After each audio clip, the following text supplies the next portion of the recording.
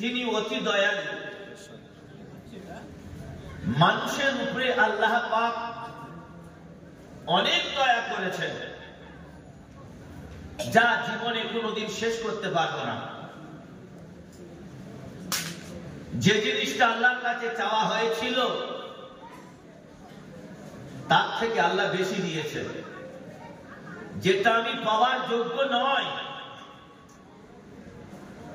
আমার পাওয়ার আশা ছিল না, তার থেকে বেশি বেশি নিয়ামত আল্লাহ পাক আমাদের দান করেছেন। তার কারণ মানুষ মরে গেলে আমরা আশ্চর্য হয়ে যাই, যেন একটা বিশাল কিছু হয়ে গেল। না, এটা বিশাল কিছু নয়। আমি যে বেঁচে আছি এটাই হলো সব থেকে বড় জিনিস, যে আমি কিভাবে বেঁচে আছি।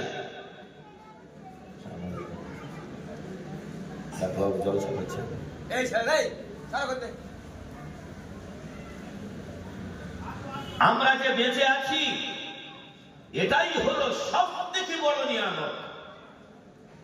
চলে গেছে, ওর রাস্তা ও দেখে নেছে, কিন্তু আমরা যে কিভাবে বেঁচে আছি, কার সাহায্যে বেঁচে আছি, কি আমার অভিভাবক, আমার পিছনে কে আছে, কার সাহায্য আছে, কার হাত আছে, কার মদত আছে, এগুলো নিয়ে কোনোদিন আমরা কিন্তু চিন্তা করি না। যে চলে গেছে সেই জিনিসটা নিয়ে আমরা চিন্তা করি। ও চলে গেল, কালকের চা খেলাম, মৃত্যুটা কোনো ব্যাপার নয়। বেঁচে আছি এটাই হলো সব থেকে বড় জিনিস। আমরা কিন্তু মানুষ এটা কোনোদিন চিন্তা করিনি যে কেন, কিসের জন্য আল্লাহ আমাকে এখনো পর্যন্ত হায়াত রেখেছেন। এটা যদি মানুষ আমরা চিন্তা করতাম, পুরো শরীরের মধ্যে যে নিয়ামত গুলো আল্লাহ পাক দান করেছেন, আপনি বলুন একটা যদি অকেজো হয়ে যায়, পুরো শরীরটা অকেজো হয়ে যাবে। আমার পা থেকে মাথা পর্যন্ত এত কিছু নিয়ামত, আপনি মনে মনে করবেন না এগুলো আপনার, এগুলো সব আল্লাহরই। মৃত্যুর পরে আপনার একটা কোনো পার্টস কোনো কাজে লাগাবে? পারবে? মানুষ তার জীবনে একবার মৃত্যু হবে, দুবার নয়। তাহলে মানুষ যদি মারা যায়, তার কোনো পার্টস যদি কাজে না লাগে, আপনি একটা ভাঙা বাঁশ রাস্তায় পড়ে আছে, অন্তত চুলো ধরানো যাবে, কিন্তু আপনার যে শরীরের মায়া দয়া এত কিছু করছে, আপনি বলুন আপনার চোখটা যদি বন্ধ হয়ে যায়, আপনার সব থেকে বড় কাছে আপনার অর্ধেকিনী সেও পর্যন্ত আপনাকে ঘৃণা করবে, ভয় পাবে। কেন? ও আলাদা জিনিস, আমি আলাদা জিনিস। আপনার 1 ঘন্টা বিছানায় রাখবে না, সাদা পাতলা কাপড়, এই দিক থেকে সেদিক দেখা যায়, সেই কাপড়টা শুধু আপনার সম্বল হবে, বাকি কিন্তু আপনার সঙ্গে আর কোনো কিছু হবে না। আপনি কার জন্য আপন বলছেন বলুন? কে আপনার আপন আছে? আপনার পা থেকে মাথা পর্যন্ত এমন একটা অঙ্গ যেখানে আপনি আল্লাহর কাছে সেটা পছন্দনীয়। কোন জায়গাটা আপনি একটুখানি শুনে দেখুন, যেখানে আপনি শুনবেন সেখানে গন্ধ ছাড়া সুবাস আসে না। একটু কামড়ে আপনি সেই জায়গাটায় শুনে দেখুন, পায়খানার গন্ধ বার হবে। তাহলে আপনি কি নিয়ে কবরে যাবেন, কি দোহাই দেবেন, তার কাছে আপনি কি বলবেন? আপনার পা থেকে মাথা পর্যন্ত এত কিছু সুন্দর সুন্দর নিয়ামত আছে, আপনার নিয়ামত আপনার কোন জায়গাটা খাস আছে, সেই জায়গাটা আপনি আল্লাহকে দেখাবেন যে ও আল্লাহ, আমার শরীরের মধ্যে এই জায়গাটা হলো সব থেকে বড় ভালো জায়গা। আমার ভাই, চোখটা যখন বন্ধ হয়ে যাবে, তখন কিন্তু আপনার ছেলে আর মায়া করবে না। যতটুকু মায়া করা ততটুকু করবে। মাথার কাছে পায়ের কাছে যখন নামবে মনে মনে করবে আমার সন্তান আমার সঙ্গে যাচ্ছে। যখন দুজন সব উঠে এলো তখন বলবে হায় রে, আমি এতদিন তাহলে ভুল করেছিলাম, এরা আমার কেউ নয়। ওরা যদি সত্যিকারে আমার হতো তাহলে আমার সঙ্গে তো ওদের যাওয়ার কথা। নিষ্ঠুরের মতো এই একটা ছোট্ট বাক্সর ভিতরে আমাকে রেখে চলে যাচ্ছে। আমার ভাইয়ের, আমার বুকে যখন মাটি দিয়ে চেপে রেখে চলে যাবে, আমার ভাই জায়গা জমি যা কিছু থাকবে, ব্যাংক ব্যালেন্স যা কিছু থাকবে, নিজেদের আপোষে হবে না। এরপর হবে কি, পঞ্চায়েত ডেকে নিয়ে আসবে। পঞ্চায়েত ডেকে নিয়ে সে মীমাংসা করে ছেলে পিলেগুলো ফিতে ধরে দড়ি ধরে মাপ করে আপনার সম্পদগুলো সব গুছিয়ে দেবে। কিন্তু আপনি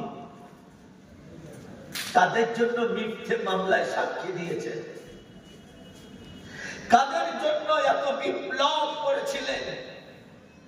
কাদের জিন্দেগির জন্য আপনি ভেড়ি কেটে আলছিতে জায়গা বড় করেছিলেন? কার জন্য এত কঠিন পরিশ্রম করেছিলেন? ঝাঁকা বয়ে বয়ে মাথায় আর চুল নেই, কাদের জন্য কষ্ট করেছেন? আল্লাহ রাব্বুল আলামিন বলেন,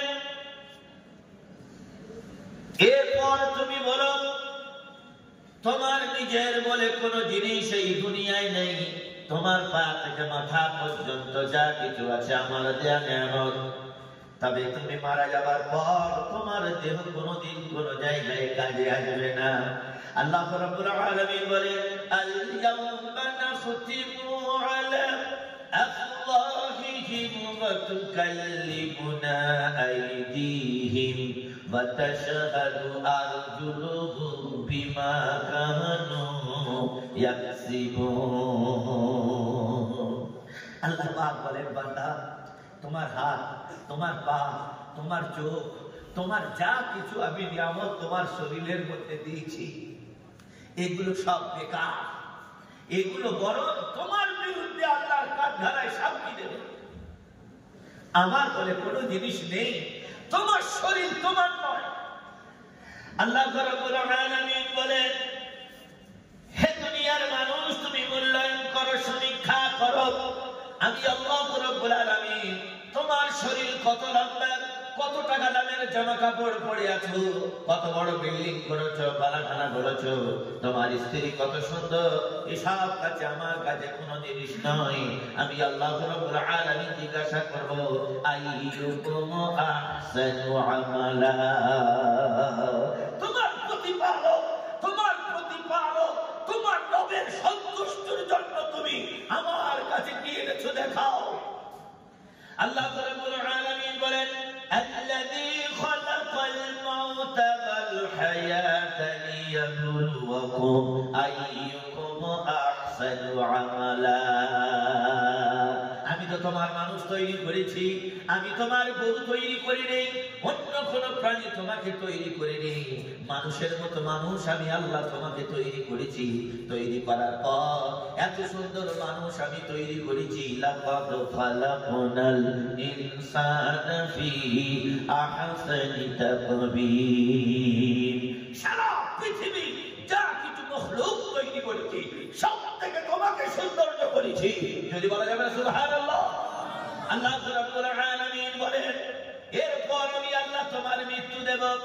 মৃত্যু শুধু তোমার শেষ নয়, মৃত্যুর পর আবার আমি তোমাকে জীবিত বানাবো।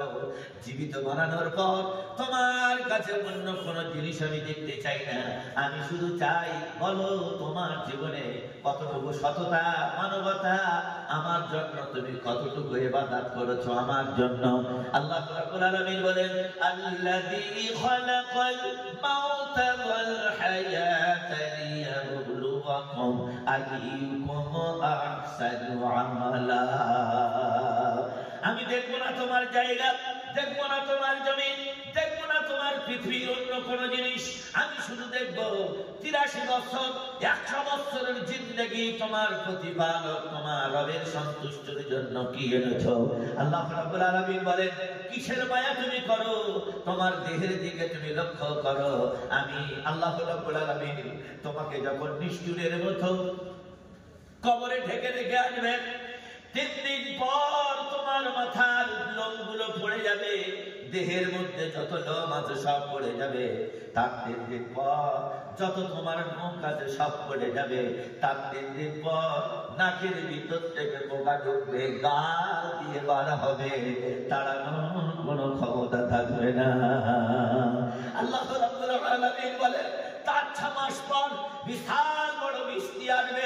সেই বৃষ্টি খেয়ে খেয়ে তোমার কবরের উপরে যত মাছগুলো থাকবে ঘুম ধরে যাবে। বিশাল বড় মাটির চাইনিয়া তোমার বুকের উপরে ধেয়ে পড়বে।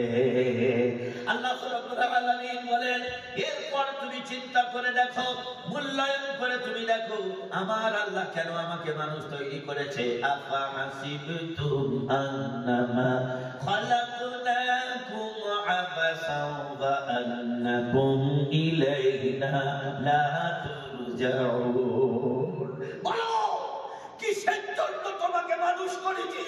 তুমি চিন্তা করেছো কোনদিন? তোমার স্ত্রী তোমার নয়, তোমার বন্ধু তোমার নয়, যাদের সঙ্গে তুমি টাইম ওয়েস্ট করছো সেও তোমার নয়, তাহলে তুমি আমার কাছে কি নিয়ে আসবে? আমার ভাইরা আমার, আল্লাহ রাব্বুল আলামিন বান্দাকে জিজ্ঞাসা করবে, বলো বান্দা, তোমার প্রতিপালক এত কিছু নিয়ামত দিয়েছে, সেই সমস্ত নিয়ামত গুলো আমি তোমার জন্য প্রযোজ্য করেছি, সেই নিয়ামত তুমি ভোগ করেছো। তুমি বলো দেখি, আমার জন্য তুমি কি এনেছো? কিয়ামতের কাঠগড়ার মাঠে মানুষ শর্মিন্দা হয়ে লজ্জায় মাথা নত করে ফেলবে। আল্লাহ রাব্বুল আলামিন বলবেন, আজকের লজ্জার দিন নয়, আজকের আমার সামনে তুমি জবাব দাও, আমার জন্য তুমি কি সৎ আমল করেছো। আমার ভাইরা আমার, আজকের সংসারের বল দেখাই, গোষ্ঠীর বল দেখাই, লাঠির বল দেখাই। আল্লাহ রাব্বুল আলামিন বলেন, বান্দা, যখন আমি তোমাকে আদালতে পেশ করব, আমি জিজ্ঞাসা করব, তুমি তোমার বিবি, তোমার বাচ্চা, তোমার আহলে বর্গের জন্য অনেক কিছু তুমি উপার্জন করে রেখে এসেছো, কিন্তু তোমার আল্লাহর সন্তুষ্টির জন্য তুমি আমার কাছে কি এনেছো? বার করো বান্দা, তাড়াতাড়ি, আরো অনেক মানুষ আছে। বান্দা তখন বলবে, লা আদরি, আমি কিচ্ছু জানি না। আবার মাথা নিচু করবে। আল্লাহ জিজ্ঞাসা করবে, বলো, তোমার প্রতিপালক তো দুনিয়ায় অনেক কিছু তোমাকে দান করেছে, এরপর তোমার প্রতিপালকের সন্তুষ্টির জন্য তুমি কি এনেছো বলো? বান্দা মাথা তুলবে না, তো লজ্জা পাবে। আল্লাহ রাব্বুল আলামিন তার বান্দা যাতে লজ্জা না পায়, একটি নয়, দুটি নয়, 70টা পর্দা খাটিয়ে দেবে, যাতে আমার বান্দা সবার সামনে অসম্মান না হয়। আল্লাহ রাব্বুল আলামিন 70টা পর্দার আড়ালে নিয়ে গিয়ে বলবে, বলো বান্দা, আমি একা, আর তুমি আসো, আর কেউ নেই, আমার তুমি কি এনেছো বলো? বান্দার চোখ দিয়ে শুধু পানি আর গোবার মতো থাকবে, কোনো কথাই বলতে পারবে না। এরপর আল্লাহর বান্দা তখন বলবে, রব্বুল আলামিন, এত কোরআন আমি তো জানতাম না,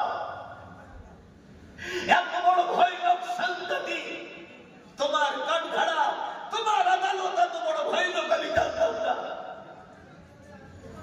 আমার কাছে কোন জিনিস নেই যে তোমাকে আমি দেখিয়ে সন্তুষ্ট করে আজকে আমি পারাপার হয়ে যাব। বান্দা তখন বলে, রব্বুল আলামিন, এই কথাটা তো সবার সামনে বললে হয়ে যেত। আল্লাহর জবান থেকে তখন বার হবে, বান্দা, সবার সামনে তোমার বাপকে অপমান করলে তোমার কোনো যায় আসে না, তোমার মাকে অসম্মান করলে কোনো যায় আসে না, ইমাম সাহেবের তুমি যদি কোনোদিন অপমান করো তোমার কোনো যায় আসে না, এটা তোমার অভ্যাস।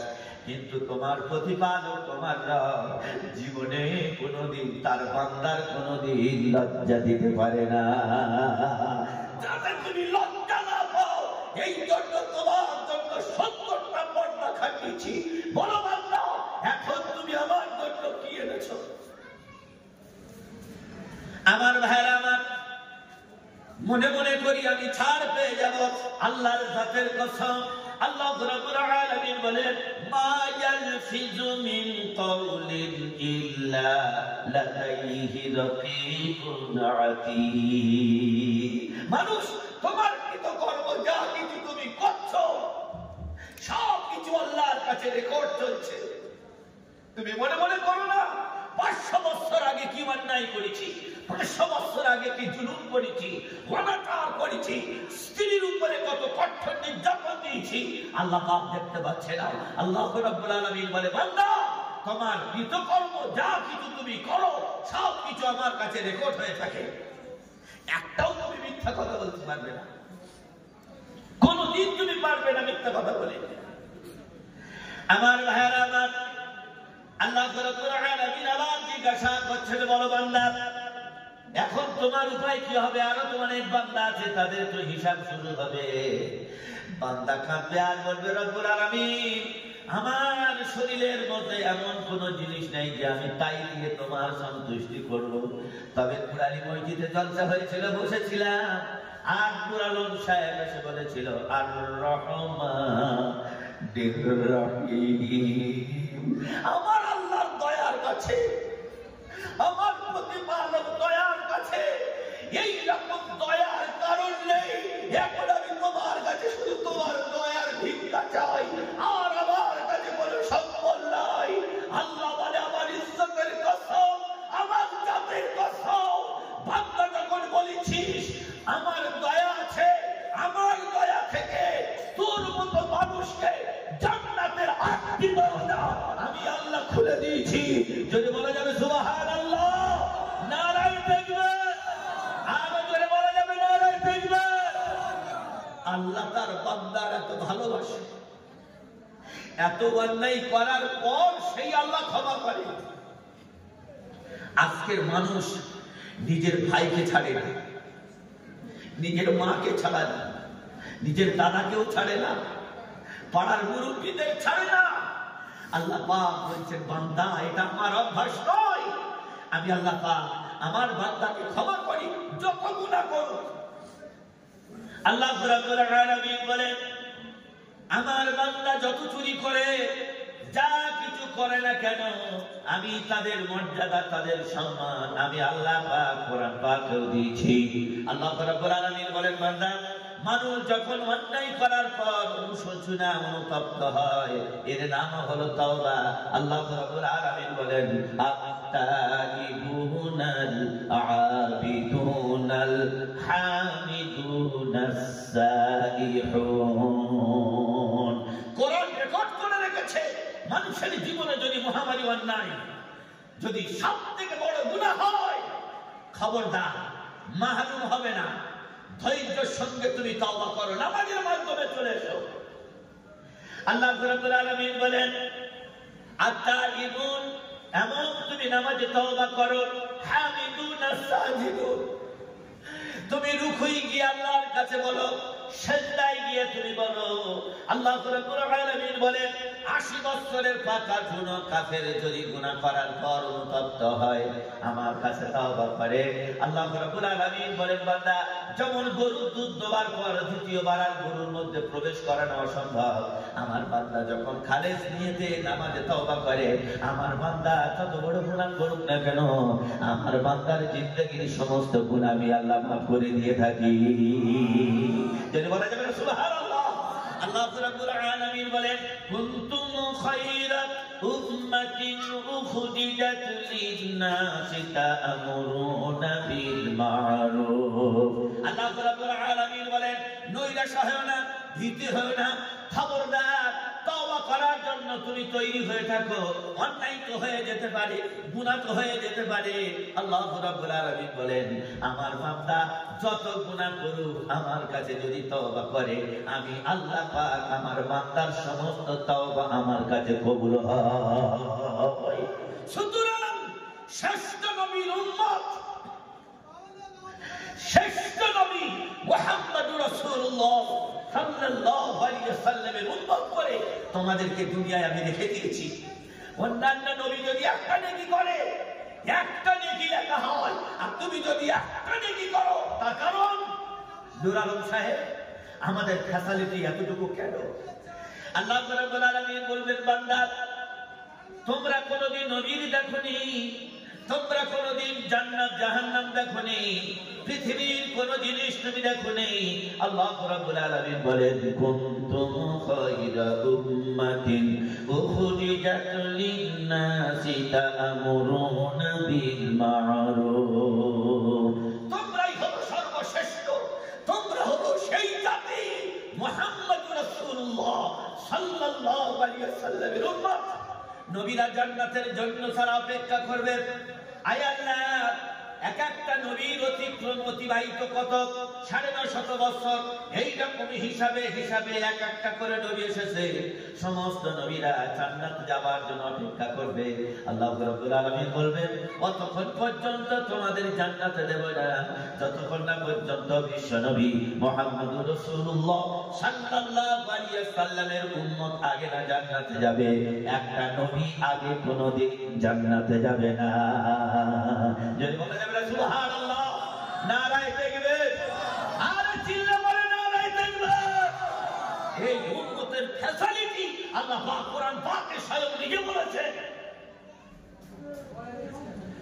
ওরা কি বলে অসৎ কাজ করবে না? যদি অসৎ কাজ করে, দিনের বিভিন্ন গলিতে গলিতে চলছে, তারাই কি হাতটা ধরে বলবে, ভাই তুমি যে কাজটা করছো এটা খারাপ, তা'মুরুনা বিল মা'রুফ, তারা সৎ কাজে আদেশ করবে। আমার ভাই, আমার বন্ধু, তাহলে অন্তত একটুখানি চিন্তা করে দেখি আল্লাহ পাক আমার মর্যাদা কোথায় রেখেছে। হযরত ঈসা আলাইহিস সালাতু ওয়াস সালাম আল্লাহর কাছে বলে, আল্লাহ, ঈসা নবী, তিনি রাসূল এবং নবী, দুটো নবীর নাম কোরআন পাকে এসেছে দুবার করে। আল্লাহ কখন বলেছেন ঈসা আর কখন বলেছেন মাসীহ। আর কোরআন পাকে আমাদের নবী দুবার ধরে ডাকা হয়েছে, কখন বলেছেন আহমদ আর কখন বলেছেন মুহাম্মদ। হযরত ঈসা আলাইহিস সালাতু ওয়াস সালাম আল্লাহকে কয়, আল্লাহ, দুনিয়ায় আমার বন্ধু কে হবে? আপনি আমাকে একটুখানি দেখাবেন। আমার তো কেউ নেই, আপনি আছেন, তো আমি জান্নাতে যাব কার সঙ্গে? এইরকম দুনিয়ায় কোন আমার বন্ধু আছে? একবার আমাকে দেখাবেন। আল্লাহ বলেন, হ্যাঁ আছে।